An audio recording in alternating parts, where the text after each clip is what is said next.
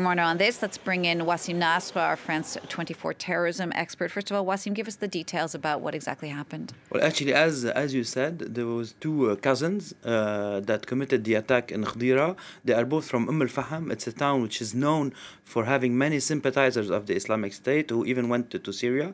And here we see the claim where we saw also the video, like a less than a minute video, where they vow allegiance to the new Caliph, Abu al-Hassan, which puts really the time frame of this happening. And this happened just a week after another attack, which is mentioned also in the claim, that happened in Beersheba, and it was a sympathizer of the Islamic State, knowing that this sympathizer was already convicted in Israel for trying to make a cell to join the Islamic State. And both one of the attackers of Khadira tried to join the Islamic State in Syria back in 2016. He was caught in Turkey and then brought back to Israel, where he was convicted. And here we see the map of the attacks. So the attack of Khadira yesterday, then the attack of Beersheba by a sympathizer. But we shouldn't forget that there's been also an attack in Jerusalem back in 2017, where 3 Islamic State operatives attacked. They made only one kill among a woman, a security officer.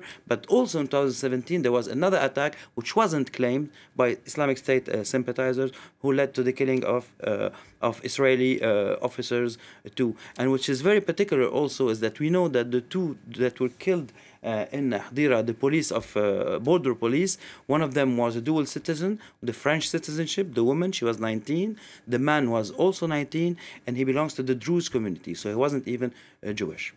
Wasim, give us some context here. What does all of this mean in terms of the Islamic State group in Israel? Well, it means that they still have the ability to commit such attacks in a very particular moment today.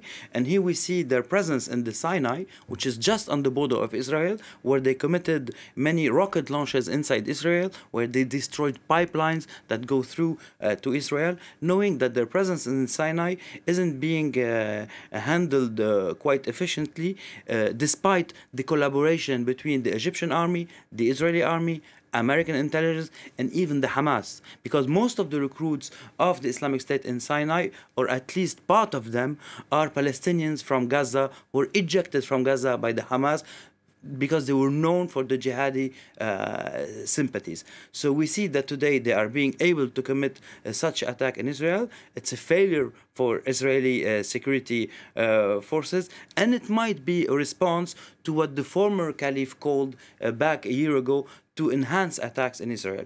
And one last detail which is very important: each time that the Islamic State attacks in Israel, they wait before they claim, and they wait for all the Palestinian factions to say, to congratulate the attacker. Even the Lebanese Hezbollah congratulated the attacker this morning before saying that it was them who were responsible. And this way they put under the light the contradiction between them and the Palestinian factions, which at the end of the day are their enemies.